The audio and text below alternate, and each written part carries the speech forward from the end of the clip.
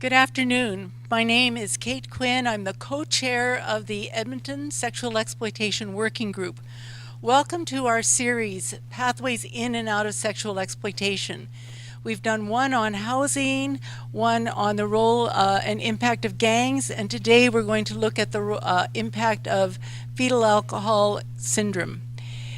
I would like to respectfully acknowledge that we gather here on the traditional lands of many Indigenous peoples, the Cree, the Dene, the Saulteaux, the Métis, the Inuit, Blackfoot.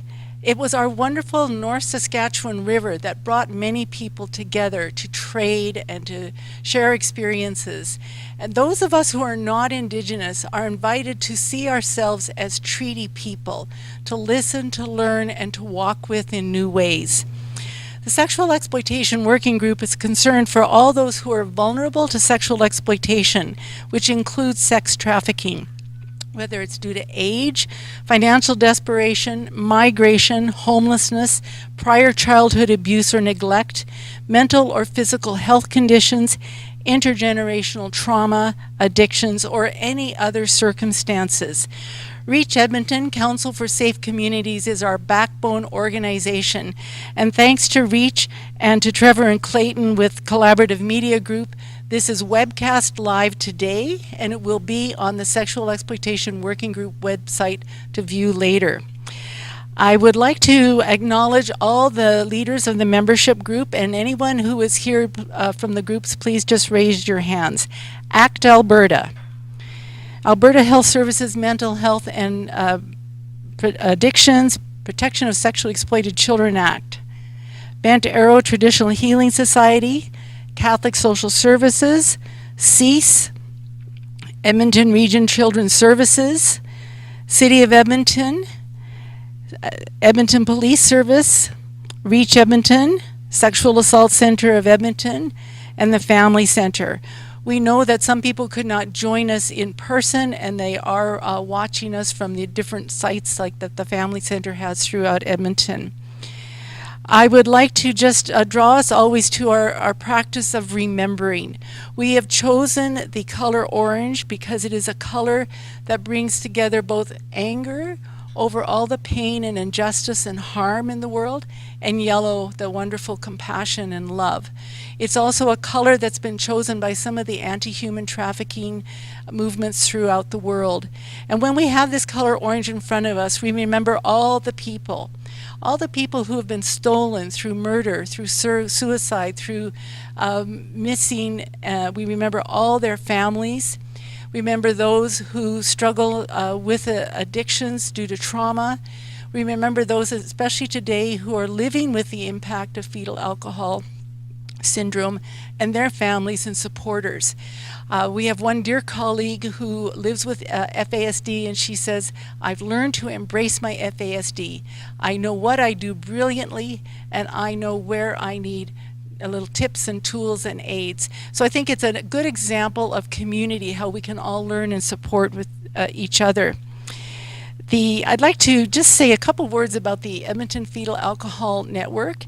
It's been gathering people since 1998. That's 21 years. That is something to celebrate about how people in Edmonton, community, government, individuals, families come together when they recognize there's a challenge in our community and we need to get together to work on it.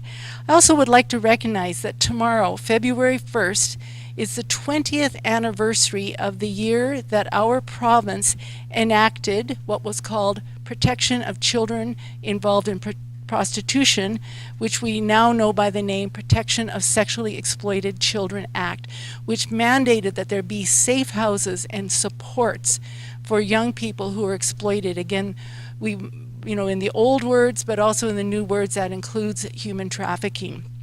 So it's my great pleasure to welcome Lisa Rogozinsky, who coordinates the Edmonton Fetal Alcohol Network, and Brittany Durant, who is a mentor for the Catholic Social Services McDaniel Youth Program.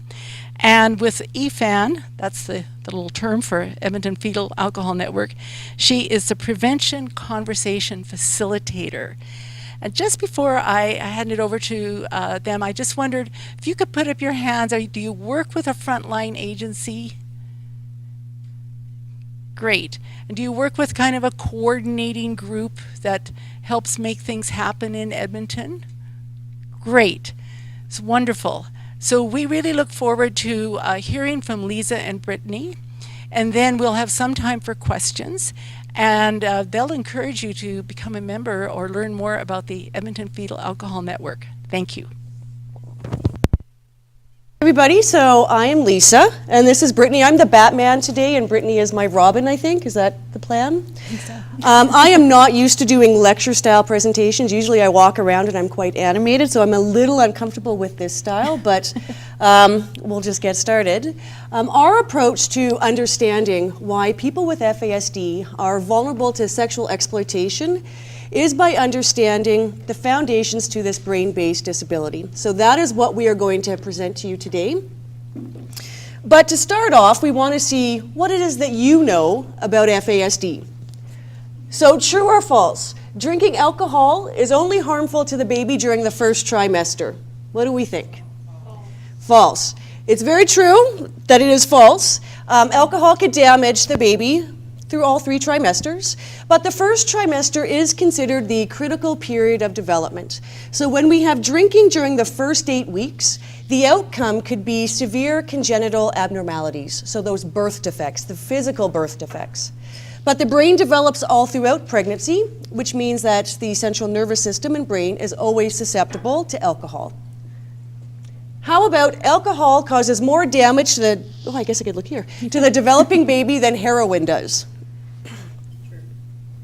Who thinks crack, cocaine, heroin is worse to use in pregnancy versus alcohol? Who thinks alcohol is worse? They're all bad.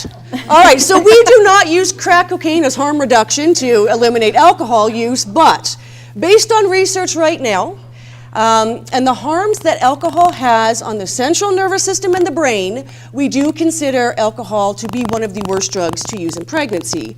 Reality is, though, if a woman is using other substances like crack and cocaine, the likelihood, the probability that she's also using alcohol is very high. How about if a mother drinks during her pregnancy and has a normal, healthy baby the first time, then her second child will be okay if she continues to drink? What could have happened the first time? Luck, that's right. Now, we have a lot of research in the area of FASD.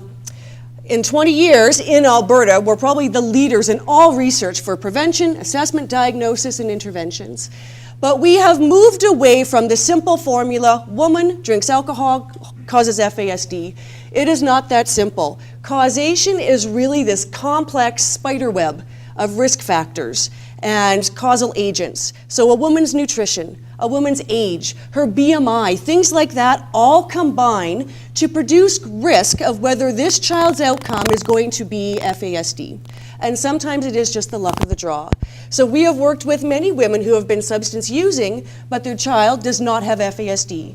On the flip side, we've had women who have had low to moderate amount of alcohol in their pregnancies, and we see severe impacts. How about the effects that alcohol has in a newborn will gradually go away as the child gets older? False. So it is lifelong. And when we work with the little people, the 3, 4, 5-year-olds, they're cute. They have no stranger danger. They want to climb on you, hug you, they're really tactile. But our expectations of a 5-year-old are down here. They're pretty low. Enter the teen years though. And now we have teens who look perfectly normal, who speak well, and so society, our community's expectations jump up to here. But what happens if they're functioning still down here? We get this gap. And this is when we see people falling through the cracks of our systems because we don't recognize FASD. How about women of the lowest income bracket are most at risk to drink alcohol while pregnant? This is after pregnancy confirmation, so the test is positive. What do we think? False. Who do you think is most at risk? The what ones? People, you have to be able to afford it. So the highest risk is women who are 30. who have an undergrad, master's degree, who make over $50,000 a year and are considered to be successful. Now, don't confuse this though. This doesn't mean they have higher rates of children born with FASD. So there could be a few things interplaying here. If their child is having behavioral issues and they're going to the assessment clinic or, psych ed assessments, things like that, are we even asking these women if they consumed alcohol in pregnancy? Because if we're not asking the question, that means FASD is not going to be on the radar. So perhaps we're misdiagnosing these children with autism, ADHD, things like that. Another possibility is that nutrition. So higher socioeconomic status generally is linked to higher food security, housing, things like that. And a mom's nutrition has a huge impact on the teratogenic effects of alcohol, whether alcohol is going to harm this developing baby. Does that make sense? Okay. So when it comes to FASD, we have worked in this field for a long time, lots of research, and we know it, but there is still a lot of misinterpretation that goes along with FASD. It is invisible. We don't see brain differences on the outside of a person. We see it through their behaviors, through their actions, through their thinking processes. And so what we can get is people being misdiagnosed, ADHD, major depression. People with FASD can have those, but we have to recognize the brain differences first. What we also see with human services staff, social workers, case workers, people who work with people, is that we can misinterpret behaviors. We make assumptions about their behaviors. Our justice professionals and correction centers, this is a very gray area. We know there are reasons why people with FASD do things like stealing, property damage, petty thefts that get them involved in the corrections system, but they're not going to be rehabilitated. This is not going to prevent future criminal activity because they lack inhibitions to be able to control behaviors. And so if all we're doing is funneling them in and out of the Fort Saskatchewan or the remand center, then really we're using our correctional centers as housing for people with FASD. And then teachers and employers, these are the children that get coded really early on. I think the average dropout grade in North America is grade 6. So these are also the majority of our homeless youth in Edmonton, would probably be youth with FASD. People with FASD can get jobs, they can speak well, they look normal, but if they're not supported to keep that job, to show up on time, to remember what it is they're supposed to do, then they can become unemployed and then enter the cycle of homelessness very easily. And so what we have seen then is that people with FASD have fallen through every crack of every system because we have not recognized this disability in our population, in our communities. So why should we care about this in Alberta? We have never had a prevalence rate. We've always taken stats from the States and applied it to Canada, but now we do. So research done out of the Greater Toronto area places it at 4%. So this means that we can apply it to our larger urban centers, but we also have to recognize that we have special populations that the prevalence rate is significantly higher. Corrections, the child welfare system, our northern and remote communities that have limited prenatal and postnatal care, the rates are going to be substantially higher. But 4%, while we think this is low, it does not mean there are 48,800 Albertans with FASD. It means there are over 160,000 Albertans with FASD. So the government website on FASD has this other stat, so ignore it. They don't update their website as often as they should. And we need to recognize, though, what the issue is in our community if we're going to advocate for resources, supports, funding, so we can better support people with FASD and women at risk of giving birth to a child with FASD.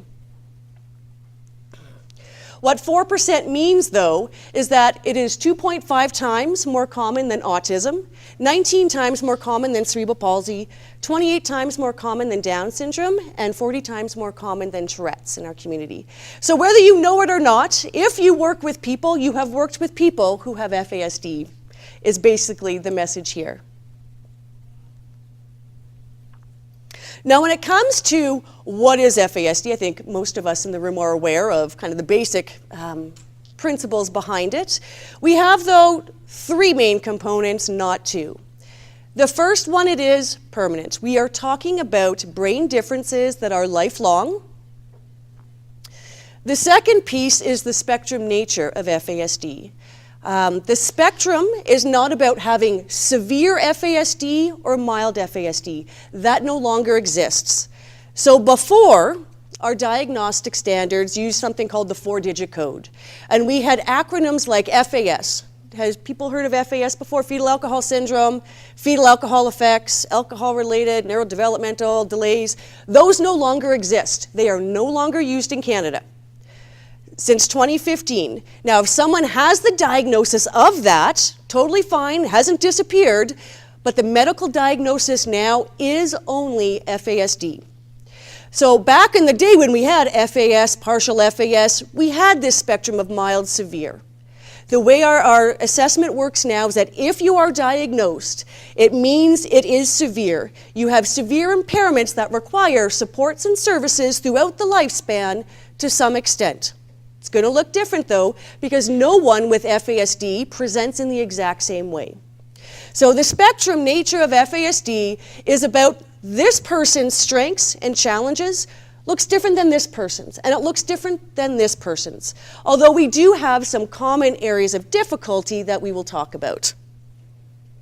The third piece of FASD that we want people to understand is the full body nature of it. So alcohol has the potential to damage every system in the fetus, in the baby's body. Whatever is developing at the time the booze is consumed is what has the potential to be damaged. And so we need to look at what is the body experience of people who have FASD. And we actually have 428, I always say this wrong, comorbid conditions that we associate alongside FASD. So things like hearing loss, things like diabetes. So what that means then, if we're seeing behaviors, let's not assume automatically that it is the brain differences or that it is mental health. First, we have to make sure that it's not something biological, a biological process in the body that's going on that's causing the behaviors.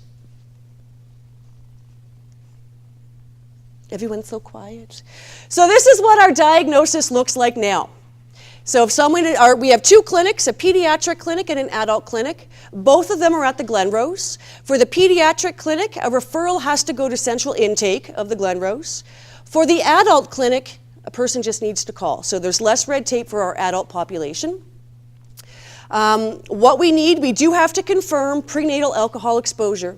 This does not mean we need mom to say, I drank in my pregnancy. They will dig through child welfare records, adoption records, education records to try to find the evidence. If mom will say that, even better, but we don't necessarily need mom to admit directly to the clinic coordinators. If you are working with individuals too and they do talk to you about using alcohol while they're pregnant, it's important for you to be documenting that as well. Yeah. For a future diagnosis too. Yes. So what we get is FASD with the sentinel facial features. FAS, does anyone remember what the facial features look like associated with fetal alcohol syndrome? Yep. What else? So we have forehead, philtrum, totally. So the eyes appear to be wider set apart because of short palpable fissures. We have a flat mid-face, thin upper lip, and the indistinct philtrum. We no longer show the face of FAS because most people don't have it. It's under 10%. And we didn't want people to look for the face, which is what was happening. Social workers looking, oh, you have FAS because you have the facial features. That doesn't exist. It's also not good dating criteria to look whether someone has a philtrum or not. So we don't show the face. Kids also grow out of their faces. So a child may have the physical appearance, but as an adult, we're not going to see it as much. So don't go by the face. We also don't go by IQ levels either. We have worked with individuals whose IQs have been significantly low, so under 60. We've also worked with people who fall into average IQs. So it's not about IQ. So we get with sentinel facial features, and then we have without, which is most people on our spectrum don't have the face. And these are the medical diagnoses now. And then we have an at-risk designation. So in Alberta, and specifically in Edmonton, we do not want to diagnose before the age of 8. There's a reason for that. Some of it comes down to our clinic capacity, but we also need language to be developed in order to test 10 brain domains. The child has to be able to speak, so we have to wait until the child's a little bit older. But a 6-year-old, major behaviors, everything's falling apart, the clinic can give the at-risk designation, which means, okay, we need to make sure we're bringing this child or adult back in to do a full assessment. So these are the areas that we do test after we confirm prenatal alcohol exposure. Adaptive behavior. The skills that you need to maneuver through your day, to get up in the morning, to get dressed, all of that stuff, they test that. Academic achievement, reading, writing, math, where do you fit compared to the same gender, same age? Affect regulation is the new one, the ability to regulate one's own emotions. So if someone has a diagnosis in the DSM-5 of a mood disorder, this is an automatic check mark then, they've confirmed this one. We test attention, communication, cognition meaning processing speed, executive functioning, our higher level learning, our goal-oriented behavior. Now I see most people have a piece of paper and a pencil, so I'm going to give you 20 seconds to do something. Are we ready? 20 seconds, grab your pen and paper. In 20 seconds, I want you to write the steps you take to brush your teeth. Go.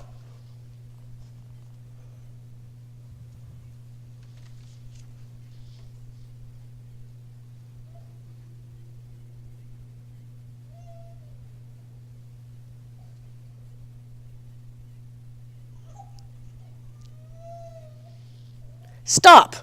All right, who wants to share their list? Just one person share their list. How do you brush your teeth? There's no wrong answer. Okay. Open the lid, grab the brush. That's all I got. That's all you got. All right, well, it's a start. When we think of go brush your teeth, though, we have to make the decision to go brush your teeth. We have to walk towards the bathroom. We have to open up the medicine cabinet. We use one hand to take out the toothpaste, use the other hand to take out the toothbrush, put them down, then we close the medicine cabinet. There are literally 100 steps for something as simple as brushing your teeth. Do you have to think of each and every one of those steps, though, to get the goal of having a clean mouth? No. But what happens if you had to think of each and every one of those steps? Would it be difficult to do something as simple as brush your teeth? So this is where we see deficits in people who have FASD, challenges. The executive functioning, the ability to plan, organize, put things into sequences to achieve a goal behavior. We test memory, motor skills, and then neuroanatomy. Now, if you're only going to remember one slide from this Lunch and Learn, this would be the slide we would like you to remember. First off, behavior is a symptom of the disability. Behavior is a way for people with FASD to communicate to us what their needs are. So we don't want to make assumptions. When we use language like they're lying, they've stolen, we've just looked at the outcome and we've labeled the behavior negatively. Have we understood, for the person that we are saying that's lying, that they have major memory gaps? And so they have filled in these gaps to the best of their ability with a story.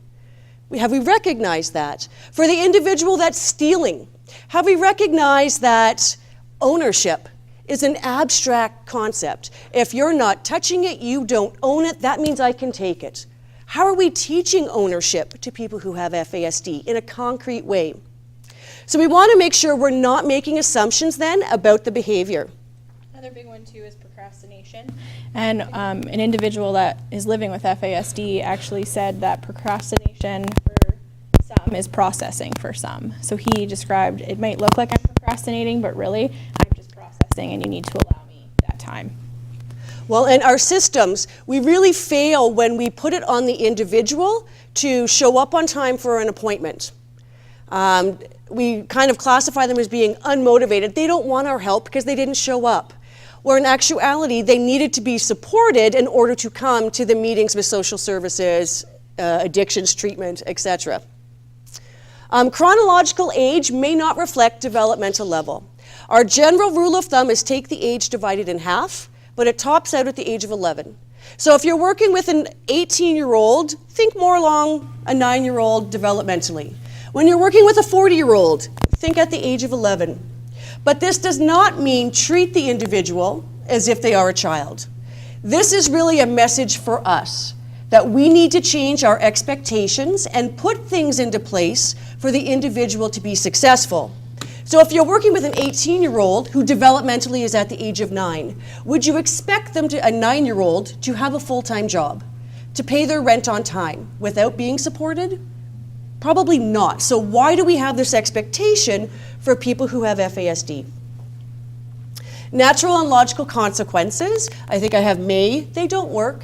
So let's not rely on that type of teaching for people with FASD. And really it's about when we fail to accommodate, we have created the disability for them. So accommodation means we're recognizing FASD and we're responding appropriately to the needs of each and every person who has it. Now, we know people with FASD are capable, and years ago I used to have a list because I was always asked, what's a good job for someone with people with FASD? So I'd have these check mark, factory work, hand over hand, things like that. Throw that out the window, we know better now. I don't know, what does the individual want to do? It's up to us to figure out how do we make that happen alongside you. We know that families need support. Sometimes raising a child with FASD is a 24-hour-a-day job. It never stops. We have kids that don't sleep, up all the time. So we need to make sure we're supporting the family unit to be successful. How we talk about FASD matters. I'm seeing on social media, FASD youth, FASD adult. Why are we putting the disability before the person? It doesn't make sense. You often hear, so-and-so lives with FASD. You don't live with FASD, you live with a cat. The person has FASD. We also really want to move away from saying things like brain damage. Imagine being a person who has FASD and you get to hear all day long how damaged your brain is. So we really want to promote brain differences. And then lastly, for the last 10 years, we have really promoted, it's not that the individual won't do something, it's that they can't do something. And we promoted that message because we needed community to understand we're talking about brain differences. There are barriers to processing and things like that. But now we need to scrap that because now it's actually about how. How for us. It's not even about the individual. How do we help to support this person to be successful?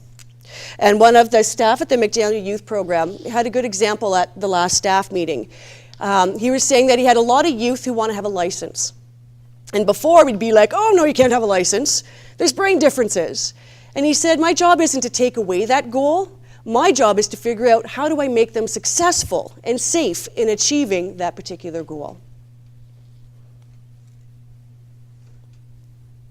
Also, supporting women who have FASD, again, language. This is one disability that there is so much stigma and stereotypes that follow women, that follow individuals with the disability, as well as their families and caregivers. So when we see a woman who is substance using and pregnant, our first thought is not, oh, she's using alcohol and she's pregnant. Our first thought is, what has happened to her that she's using alcohol in this pregnancy?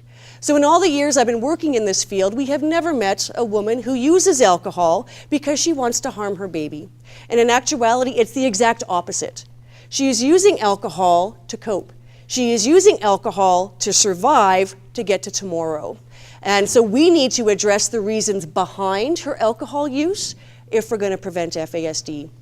One thing we don't do anymore, we don't put up, other sites do, but FASD is not 100% preventable. It's not preventable unless we prevent poverty, domestic violence, food security, all of those things.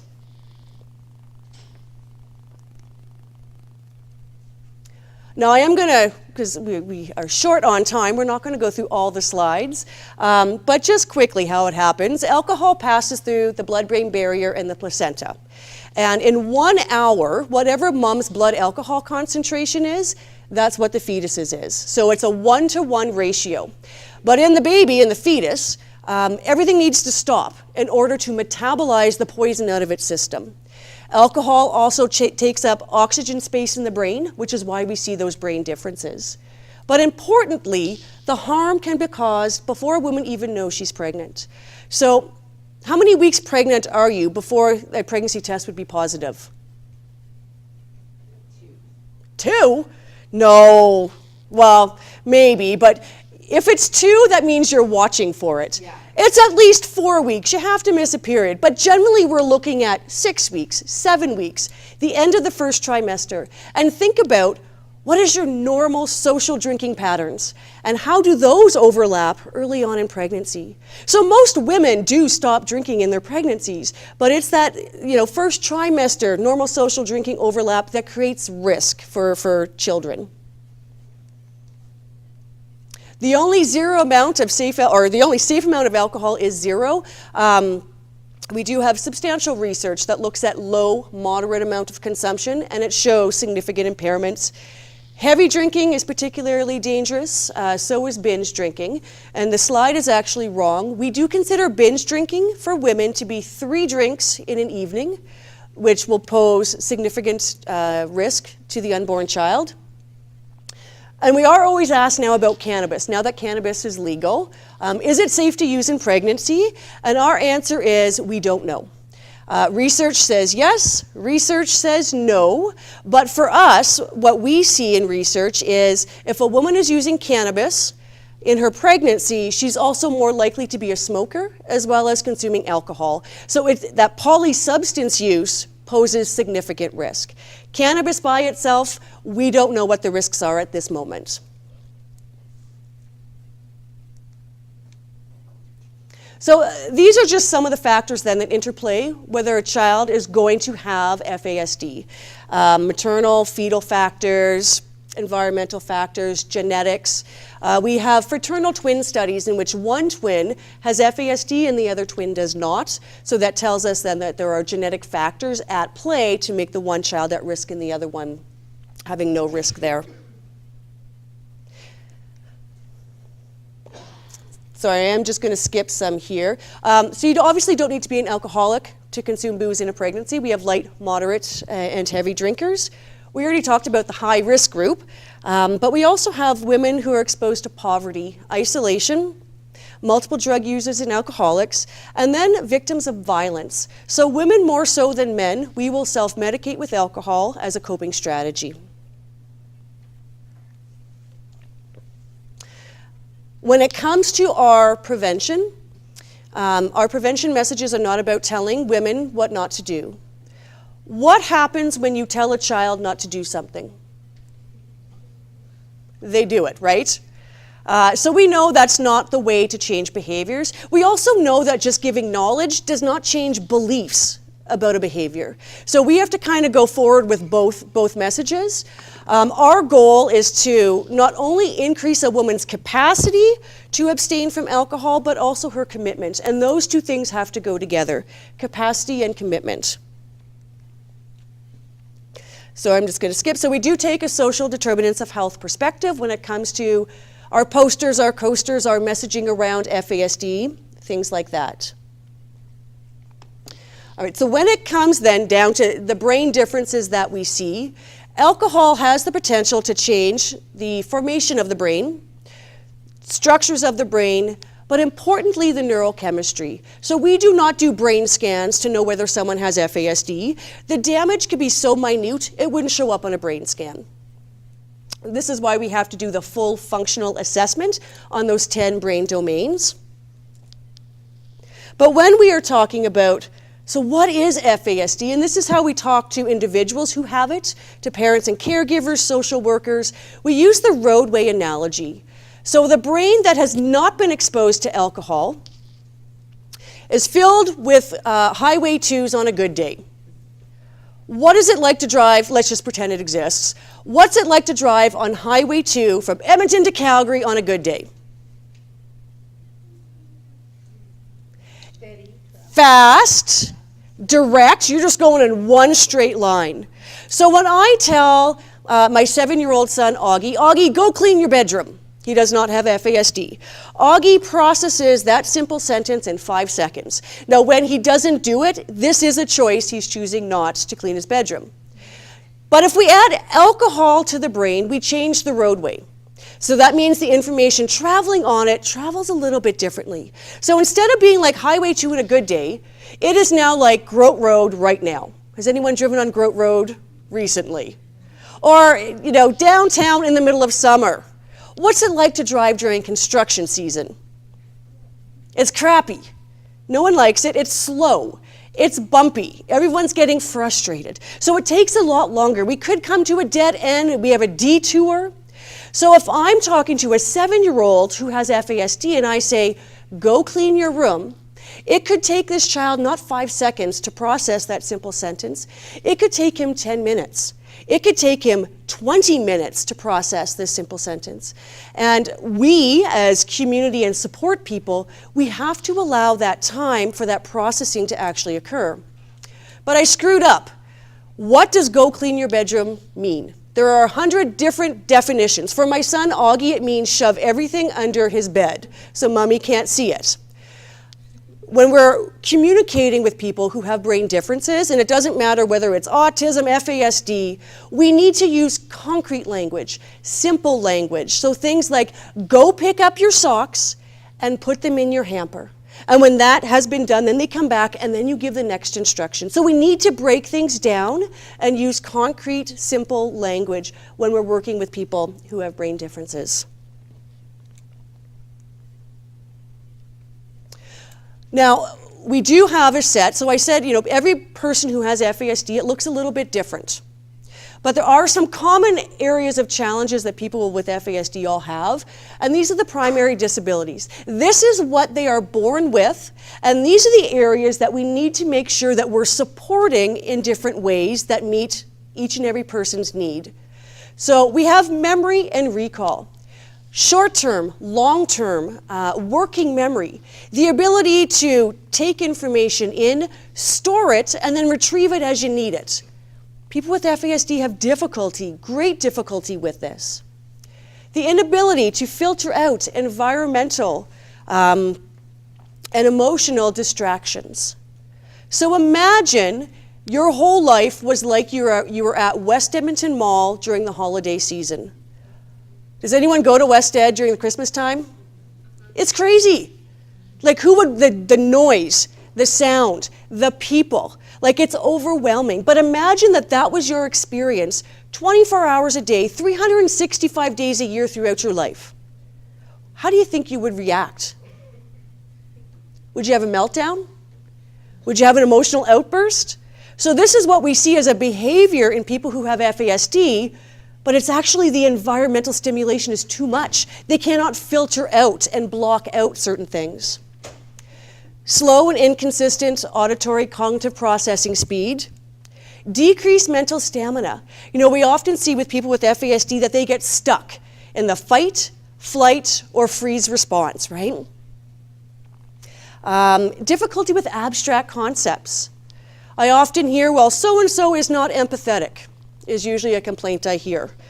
And I say, well, if you don't understand your own emotions fully, how are you going to understand somebody else's? So it's not that people with FASD are not empathetic.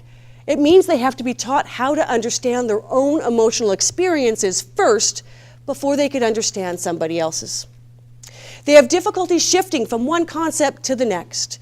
What they learn in one situation, they don't necessarily generalize to another situation. So when it comes to healthy sexual practices, do not teach, putting a condom on a banana to a young girl with FASD, because the condom will be on the banana and she will be pregnant. We need to make sure when we're teaching things like sexuality, we're using real words and real pictures and things like concrete stuff. The inability to predict outcomes, to see another person's perspective, and to understand social cues. So people with FASD, they often talk really well. Expressive language is fantastic.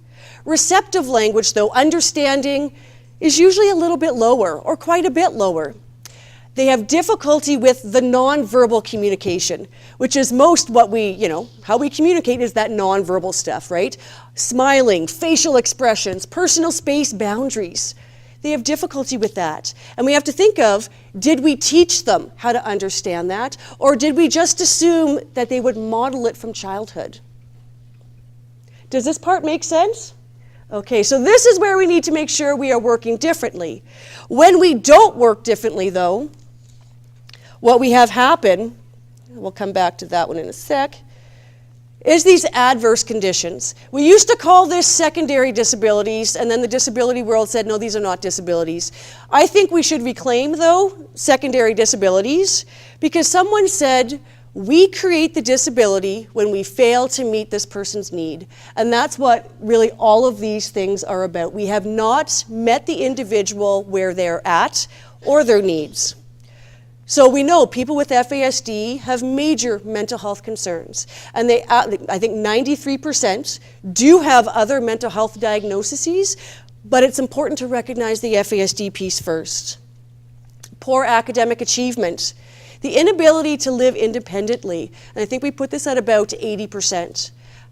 We really say take the word independent and throw it out the window. It needs to be about interdependence, not independence. 50% of males with FASD and 70% of females have substance use concerns. Problems with employment is about 78% of people with FASD have problems maintaining employment. Incarceration, confinement, trouble with the law. We put this in between 50 and 70% of people with FASD. Most of the people in our correctional centers right now probably do not have a diagnosis because in Edmonton, we only diagnose 45 adults a year. And we probably have the biggest clinic in the province for adults, but that's all we do is 45. Disrupted school experience, and then we're going to talk about the inappropriate sexual behaviors right away here. But just going back, this is referring to the developmental versus chronological age. So this would be the average 18-year-old who has FASD. So when you think of comprehension, their comprehension is at the age of 6. So this 18-year-old understands what a grade 1 student understands. Money and time concepts is at the age of 8. When you were in grade 2 and you had money, what did you do with it? Oh, come on. Candy? Something like that? Is candy going to pay your rent when you're 18? No. Debit cards are awful for people with FASD. They have the full understanding that you actually have to put money into the bank, that it does run out if you continuously use it? Social skills. In grade 2, if you like somebody, what did you do to them? Did you? I did not give Valentines. I think I hit them, probably pulled their hair. And that's not the way you date when you're 18, or hopefully it's not the way you date when you're 18. But what we see is like this social maturity is so much younger. Living skills, grade 4. What could you cook for yourself? Toast. That's more reasonable. Usually I have someone who says, I was able to cook like the turkey dinner, and I'm like, really, grade 4? I wasn't even allowed to use the microwave because I would always put metal in the microwave. Would you be following, though, Canada's food guide in grade 4 if it was? No. So when you think of the health and well-being of people with FASD, no wonder why, if they're not supported, quality of life is probably quite low. But the individual, they can read at the age of 16, so they can read, but don't forget comprehension is at the age of 6. Expressive language tests above average. They test at 20, this 18-year-old. So, and physically, they look perfectly normal. So again, you cannot tell that they have brain differences. Their body has developed. They've gone through puberty like everybody else. So again, our general rule of thumb, take the age and divide it in half. But we did have an adult with FASD out of Ontario. He made a really good comment. He said, why does changing expectations always mean lessening them? So it's a fine balance. We want to have expectations of everybody, but we don't want to have them so high that the person with FASD never succeeds.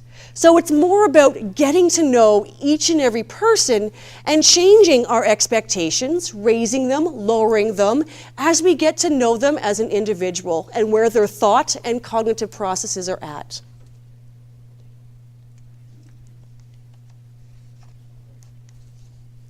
All right, so now we're going to talk about inappropriate sexual behaviors. For individuals with FASD, obviously they can be involved in, I'm just going to say ISBs now, ISBs as either the victim or the perpetrator. But I think contrary to the myth and misconceptions that are out there, they are more likely to be the victim of inappropriate sexual interactions, including crimes like sexual abuse. And this is very similar to trends that we see with persons who have other developmental disabilities. Now, for us, we do combine inappropriate sexual behaviors. We use this in a very broad sense. So it doesn't separate out victim, perpetrator. And when I was getting ready for today, I was thinking, why do we do that? So I was looking for some research on FASD and sexual exploitation, and I only found one current research paper that looked at the intersection of gangs, sexual exploitation, and FASD. So I imagine we put this all into one ball because we have limited research specifically focusing on the FASD part alongside sexual exploitation.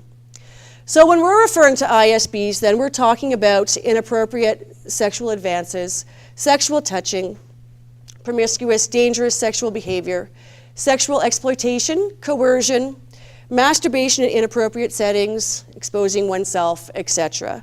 So I do think we do a disservice that we haven't researched this particular sexual exploitation in FASD, that we haven't done a lot of research in that area, because it doesn't quite feel right to combine all of this into one, but that's where we're at today. So when it comes to why are people with FASD vulnerable to sexual exploitation?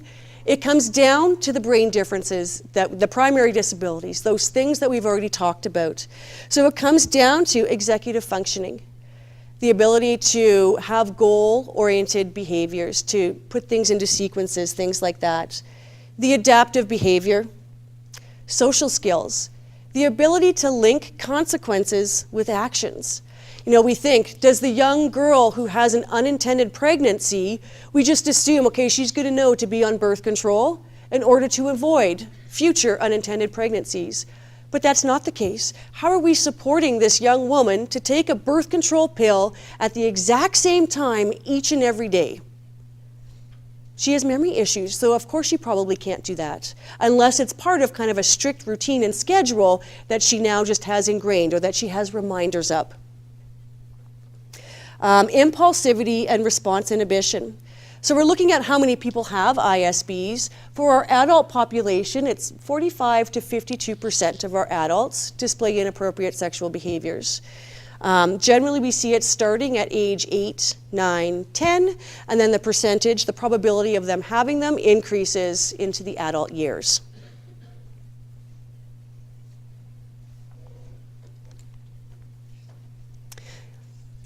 Now, when it comes to other things that we know, individuals with FASD who have been victims of violence themselves, and this includes physical and sexual abuse, are more likely to display inappropriate sexual behaviors. We know that around 77% of people with FASD have experienced some form of violence, 55% being sexual in nature. And we know that female youth with FASD, especially those who are isolated or visibly disabled, are at a particularly high risk for being sexually exploited, pimped, and trafficked by older men.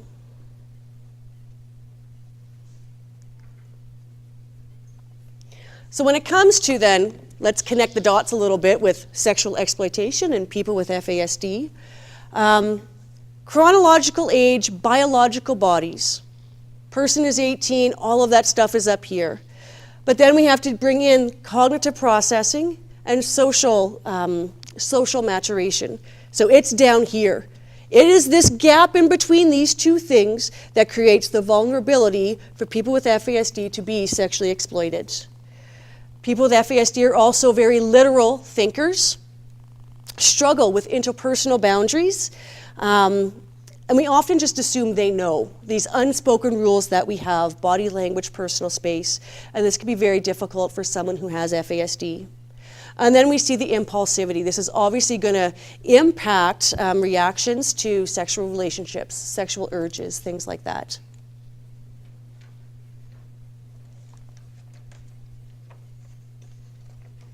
All right, so when it comes to,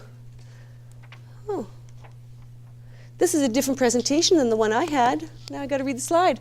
Now what? So we know people with FASD are at risk. What do we do with this information? It's about us. It means that we need to change what we are doing. We need to change those modifiable factors, how I am working with somebody. So if I know someone that has FASD, then I should understand, okay, they are at risk for inappropriate sexual behaviors, which includes sexual exploitation. How am I going to prevent that? How am I going to change their environment alongside with them that can keep them safe? So again, it's all about us. What can we modify for the individual? We are not changing them. We are not changing their brain differences. So recognize there is vulnerability. We also have to understand the complexity around consent. And this is more of a conversation starter, and we always have it as well when we need to get consent from people who have FASD, even to talk to one another. Consent in meaningful, responsible decision-making about sexual activity. If someone is cognitively functioning at the age of 9, what does that look like? And how do we teach them about consent? Giving it, taking it away, things like that.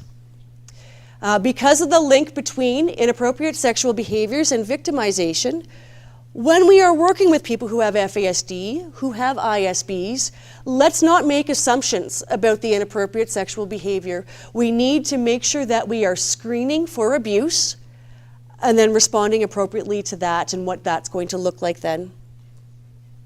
And then because FASD, it's a very complex disability, so to make it even more complex, when we are trying to determine the context in which something happened, people with FASD are more likely to fall into being suggestible. So that means that despite the truth, they will agree with something. And we see this as being a problem when it comes to our justice system as well. They're more likely to be like, yeah, I did that. But did they actually? They are also more likely to confabulate.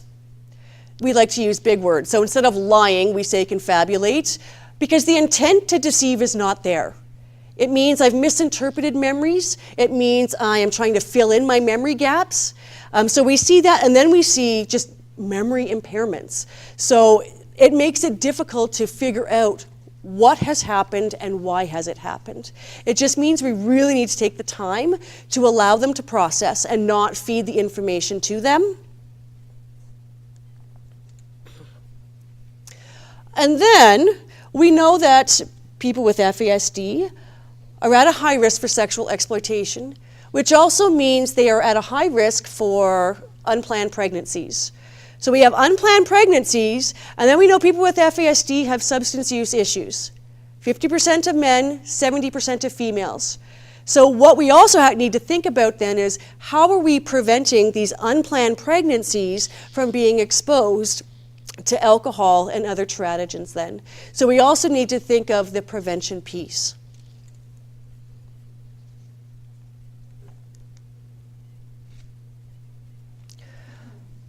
So we're hoping that with this really quick snapshot of FASD information and some of the foundations to FASD, that you can take this information and apply it in the work that you do, whether it's with the police, as a social worker, as a teacher, it doesn't matter.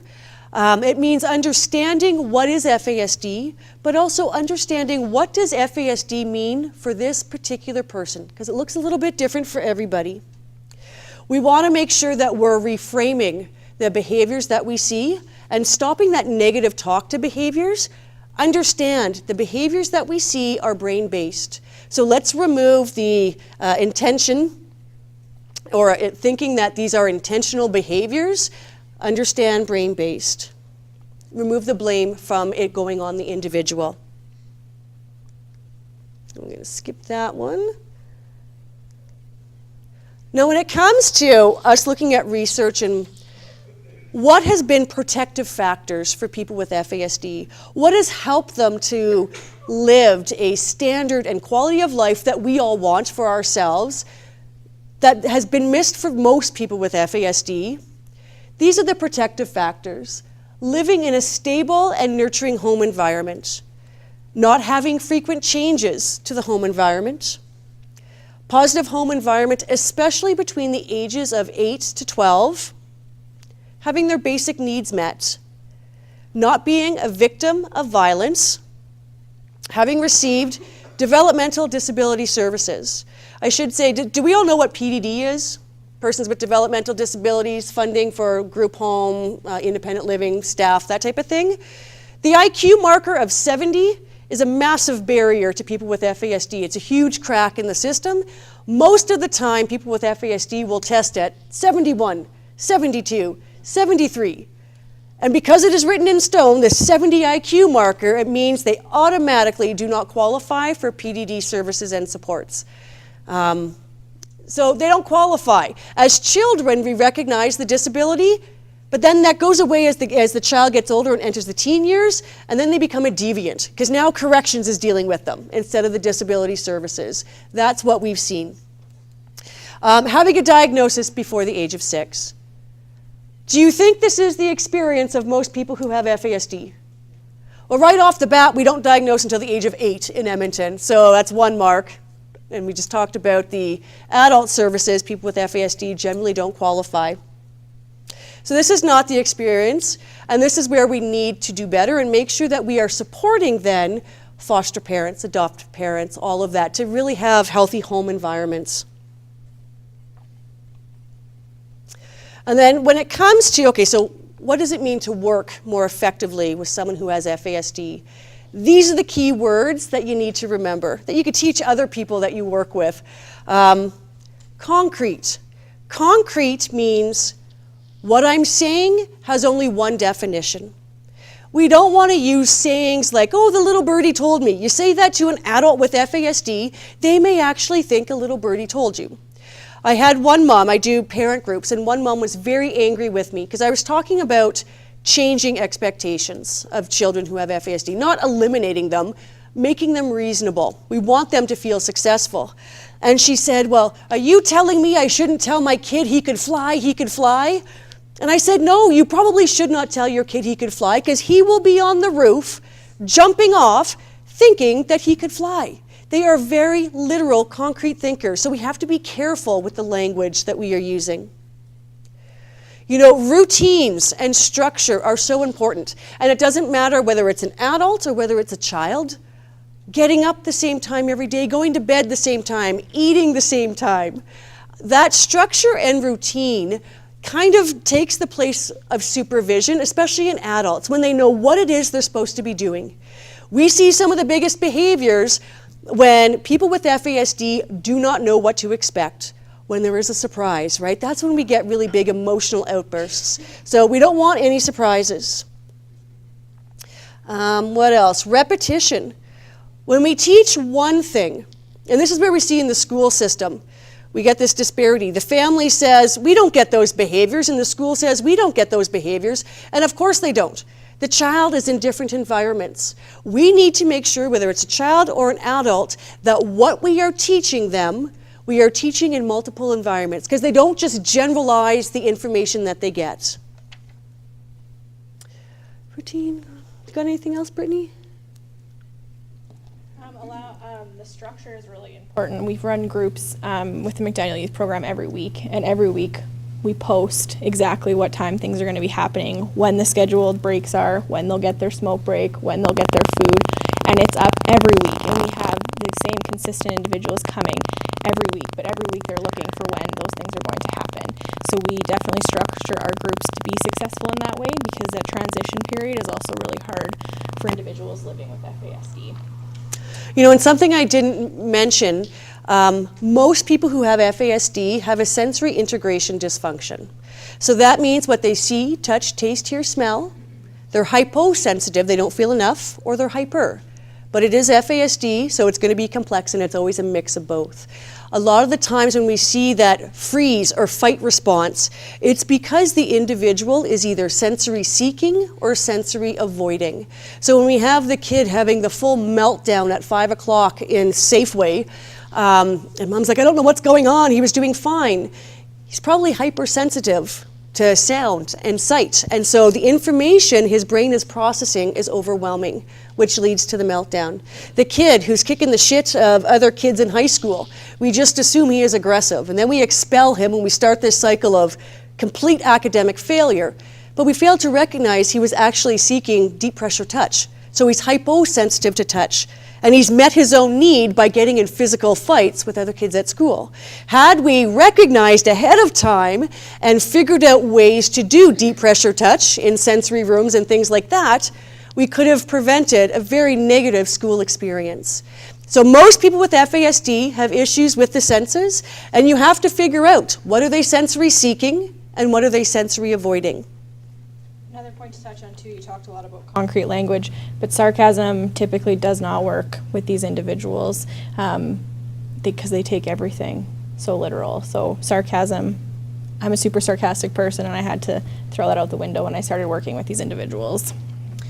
Yes, and when we talk about like consistency, it's not just for consistency in how we're as an individual working with someone who has FASD, it has to be between staff. So I think of the McDaniel Youth Program, they have 6 staff, quite a few young adults with FASD.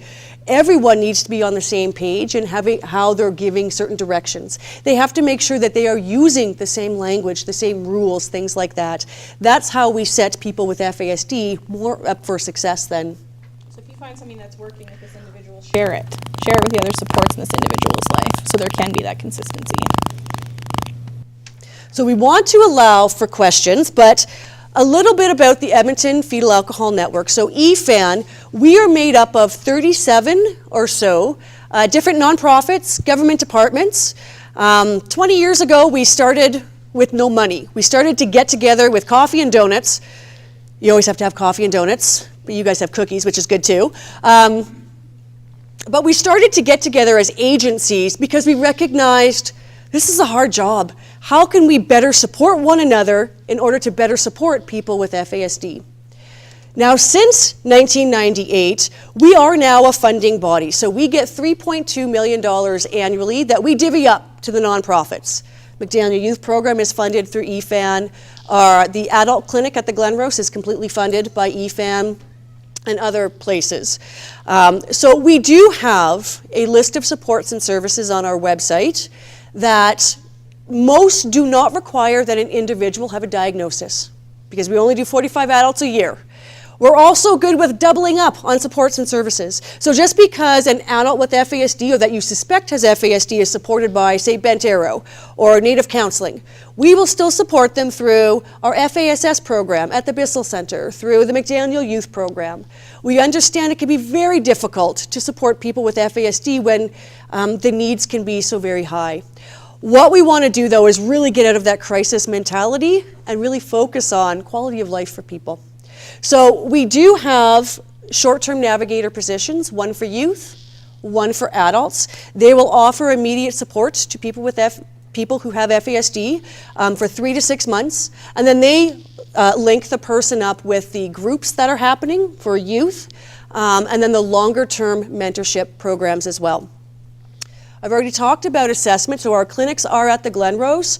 What we do not want is for someone, whether it's a parent taking their child or an adult, to go to a Medi-Center and to have the Medi-Center doctor write on a prescription pad has FAS.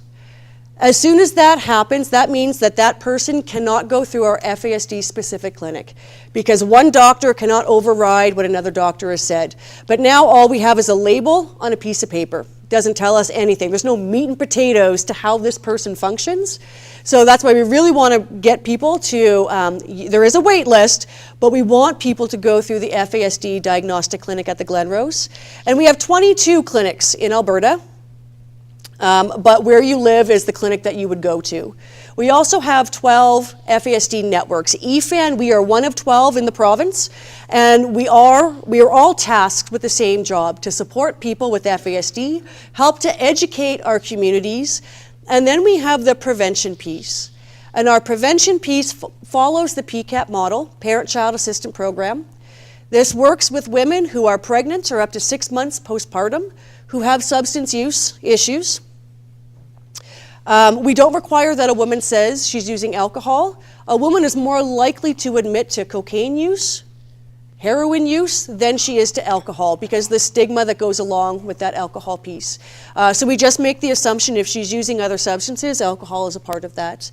But we have the PCAP model is at Catholic Social Services, and it's also at the Bissell Center. What else do we have for? We have our Coaching Families program through Catholic Social Services, who works with caregivers. That looks at many different ways: adoptive, foster, biological parents, group homes. They also go into schools. And our step-by-step program, which works with parents. So I'm just having trouble. Okay, you just speak. With me? Oh. Not you, it's just the... Oh, okay. And we have our step-by-step program, which works with parents who are diagnosed or highly suspected of having FASD that are actively parenting their child that doesn't necessarily need to have FASD. So that is a lot of information. All of it is on our website if you're looking for any sort of support and services, or you can email the Edmonton Fetal Alcohol Network because we have the information at our fingertips. If you're looking for something specifically, just send us the email versus Googling online and seeing what's out there. We would have all the information. Just a quick question in regards to that. Do the youth need to have gone through that clinic and diagnosis process in order to access the services of like a navigator and things like that? So the question was, does a youth have to be diagnosed? Have to go through your diagnosis process at the Glen Rose in order to access the services of the navigator and things like that you were talking about? So the question was, do you have to have an actual diagnosis to access our services? And most of our programs, you just have to be suspected. Yeah. Does that answer your question? Yeah. So we're done. Does anyone have any questions?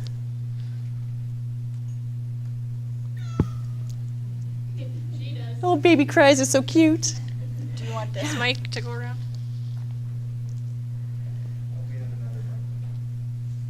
Okay. I can speak up. That's what I said, but they didn't go for I think it. it's because it's online too. So here comes the mic. Great, thank you. Hi, so my question is whether an adult that has been diagnosed with FASD, do they qualify for AISH? Yes. I mean, it's not guaranteed. For many of our adults going through the assessment process, we understand that it is because they want to qualify for AISH. I mean, you need money to be able to have housing.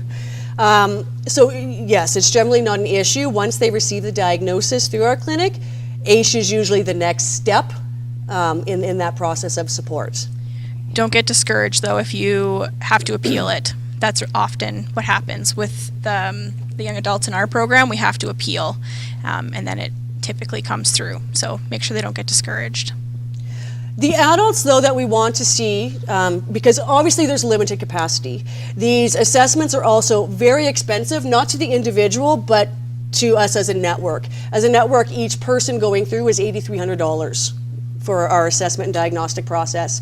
So it is very expensive. We want to make sure that the individual going through the assessment is wanting supports and interventions. So that's the only reason why we diagnose. We don't diagnose for I just want to know if I have FASD, because at this point in time, we just do not have capacity for that. We diagnose for interventions. What supports and services do you need to reach the goals that you have to be successful? So if someone just wants AISH, we highly suggest trying the mental health route, 108th Street building. Try going that route for AISH versus the assessment clinic.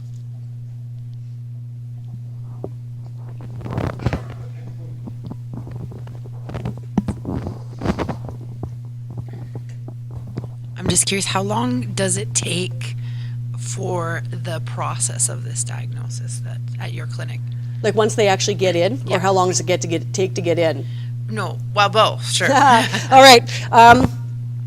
We don't really say we have a wait list per se. This is part of our dialogue at a provincial level when it comes to assessment and diagnosis. The holdup for an adult walking through the Glenrose door for an assessment is confirmation of prenatal alcohol exposure. When we're working with 40-year-olds, 50-year-olds who as children were in care, how do we find this? And we can't always find it, and so we need to confirm alcohol exposure first before an assessment date is given. Once we have that prenatal alcohol confirmation, I would think it would be a 3 to 5 month wait before they walk into the door.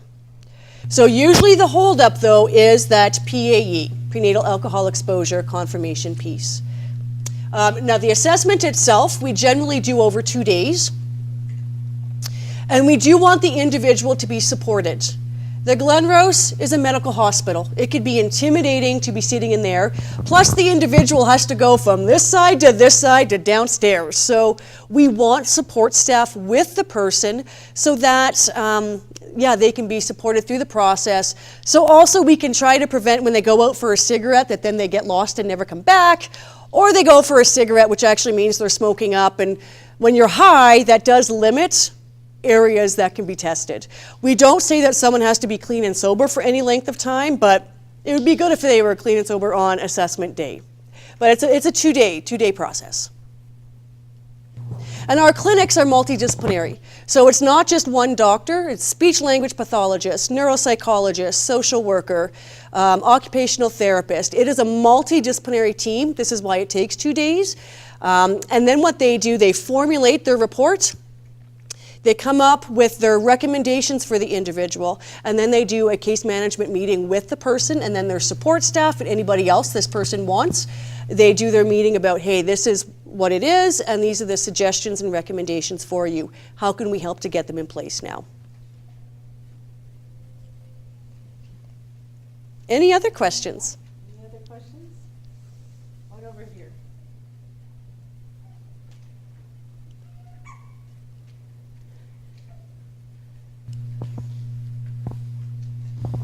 Hi. I'm a adoptive and foster parent, and we're having a lot of trouble getting the schools to be educated on the subject. And I'm just wondering if you have any advice of where to point them. They are willing at this point, but unable to find someone who will come and work with the school and teach the teachers.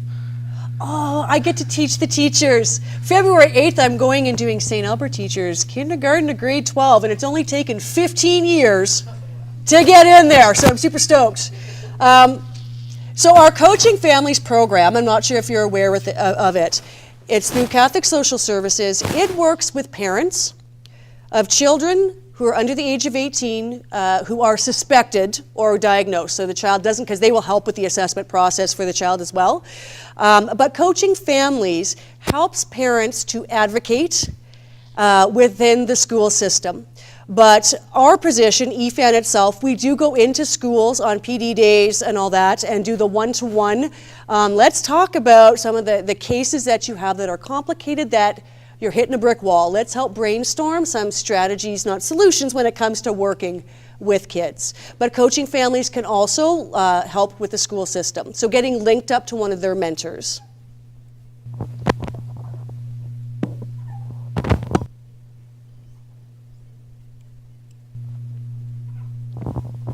If there's no more questions, it means you get to talk a little longer. If there's something you'd like to say as a way of wrapping up. We still have about 15 minutes. What else we got?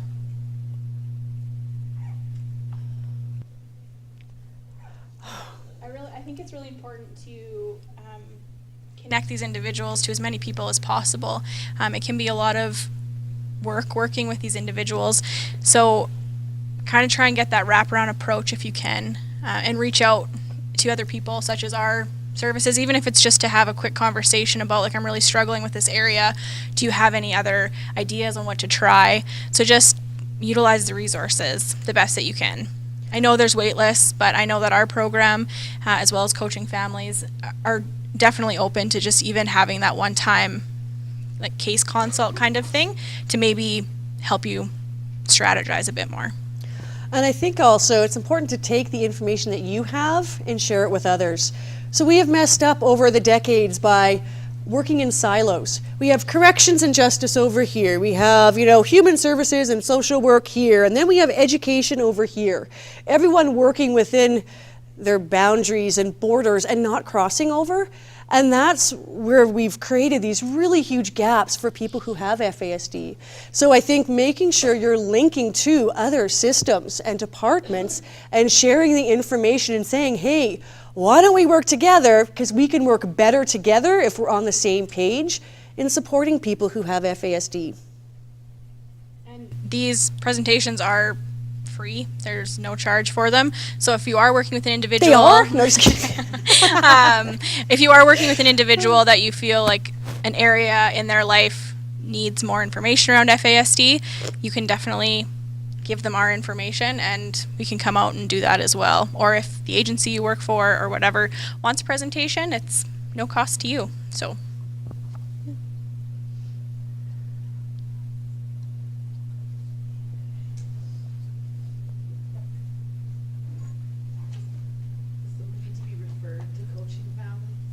No, the parent caregiver just calls themselves to the central intake line. Yep.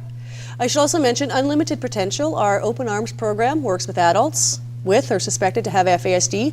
This one is lifelong. So a lot of, at FASS, at Bissell Center, that program works with individuals for 3 years.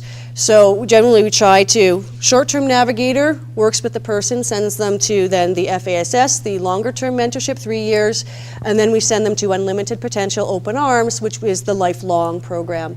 The needs of people with FASD will change with each life transition.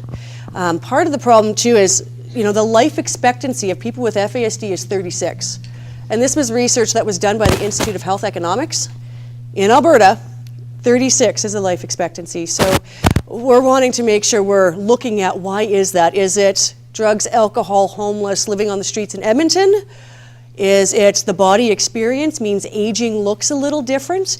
We have definitely a lot more areas that we need to put research in, but we want to make sure that that life expectancy goes up substantially by making sure we're supporting people, especially as they themselves become parents, which becomes very interesting when we have adults who are parents who have FASD and their children do not.